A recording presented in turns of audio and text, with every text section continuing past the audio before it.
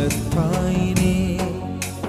गुरुविक्रमाय गुह्यप्रवराय गुरवे गुणगुरवे गुरुदैत्यकलक्षेत्रे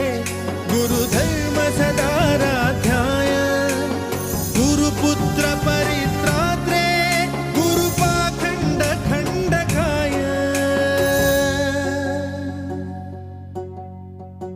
गीतसाराय गीततत्त्वाय गीतगोत्राय धीमहि